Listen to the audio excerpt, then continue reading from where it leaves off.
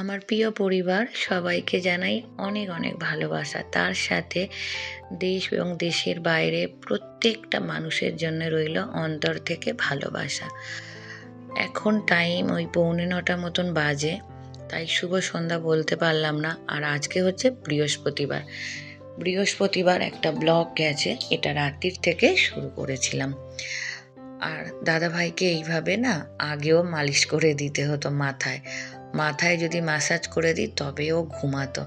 এখনও তাই, যখন খুব যন্ত্রণা করে তেল মালিশ করি তাও কমে না, তখন একটু মাথায় ওরকম ম্যাসাজ করলে সুন্দর একটু ঘুমিয়ে পড়ে।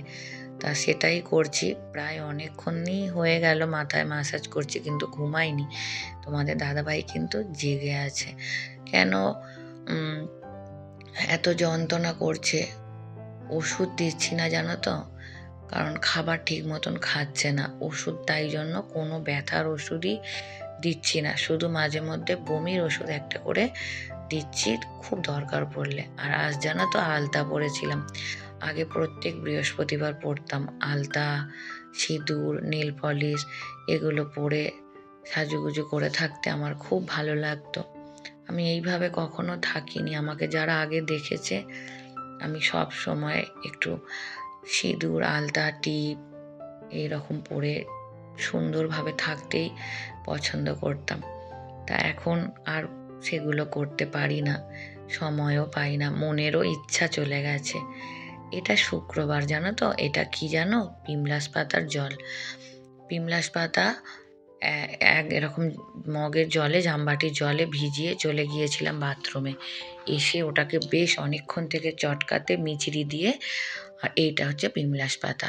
এত উপকারী এটা, কিন্তু আজকে বলে নয়, এটা অনেক আগে থেকেই বাচ্চাদের খাওয়াতাম। তোমাদের দাদা ভাই, আমরা পটি হলেও এটা খাওয়া যায়, পেট গরম হলে এটা খাওয়া যায়, তাই তোমাদের দাদা ভাইয়ের জন্য আনা হয়েছে। দাদা ভাই শুধু না, আমরা সবাই খাবো, যেহেতু সবারই রাত জাগা হয়ে যাচ্ছে।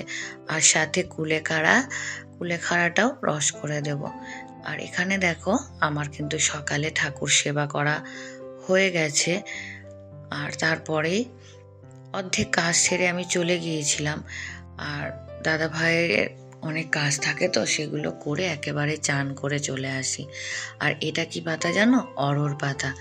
অরহর পাতা শরীর গরম হলে, জন্ডিস হলে খায়, অনেকেই জানে। তা এটা রস করব, বাবু আর দাদা ভাই একটু খাবে। আর কুলেখাড়াটা এখন একটু ভিজিয়ে রেখে দেবো, আবার ওই আধা ঘন্টা 1 ঘন্টা পরে পরে দেব। তা বাবুরটা খেয়ে নিয়েছে, বাবু এটা দাদা ভাইকে দিলাম। আর এইভাবে এইসব পাতাপুতিগুলো না দিলে না শরীরটা ঠান্ডা হবে না।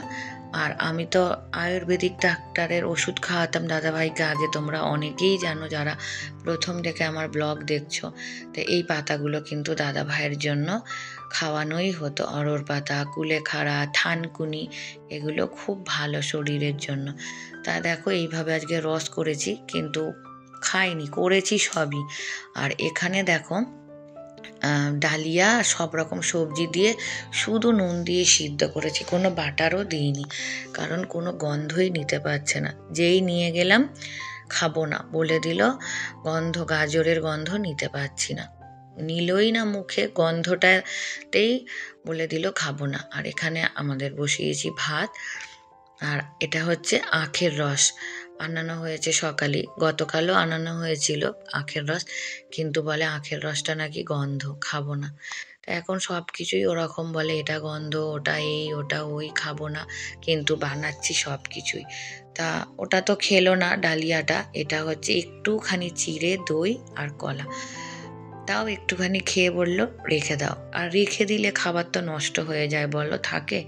সব কিছুই একটু করে খাচ্ছে আর বলছে রেখে দাও, পরে খাবো, কিন্তু পরে কিন্তু কিছুই আর খাচ্ছে না।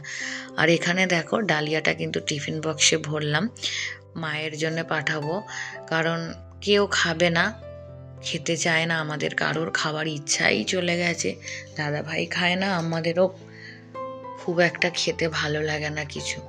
আর দাদা ভাইকে দেখো বাবুর ঘরে একটু শুয়ে রেখে এইখানে বিছানাটা দাদা ভাইয়ের জন্য পুরো রেডি করে নিলাম, কারণ এইখানে বিছানা রেডি করতে অনেকটাই সময় লাগে, যেহেতু বান্টিকে তুলতে, দাদা ভাইকে তুলতে।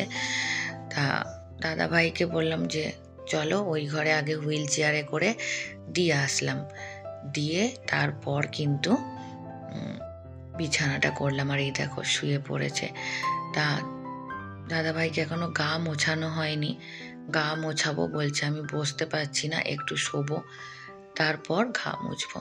আজকে কিন্তু হাসপাতালে যাবার কথা ছিল জানো তো, কিন্তু মানুষটা বসতেই পারছে না, কি নিয়ে যাবে দেখো হাঁপাচ্ছে। তা একদমই বসতে দাঁড়াতে পারছে না। এখন তো বাথরুমে যাওয়াও বন্ধ হয়ে গেছে, বাথরুম অবধিও যেতে পারে না। তার মধ্যে বাড়িওয়ালা কাকিমা সমানেই বলছে ঘর ছাড়ো, ঘর ছাড়ো, ঘর দেখো। কি করে কি করব মাথায় কাজ করছে না জানো তো, মানে চারিদিকের প্রেশার আমার মাথার মধ্যে এসে পড়েছে। আমি মনে হয় যে কখন না কখন কি হয়ে যায়। তা এখানে বান্টিকে খাইয়ে দিচ্ছে চৈতালি, দাদাভাই এখানে শুয়েছে। পাগুলো অসহ্য জ্বালা করে বলে পায়ে না এখন কিছু চাপা দিতে পারে না, শুধু গাটা চাপা দেয়। তারপর দেখো একটু ফল নিয়ে আসলাম, 1:45 মতন বাজে। তা এই ফলটাও সম্পূর্ণ খেতে পারবে না, কিছুই খেতে পারছে না।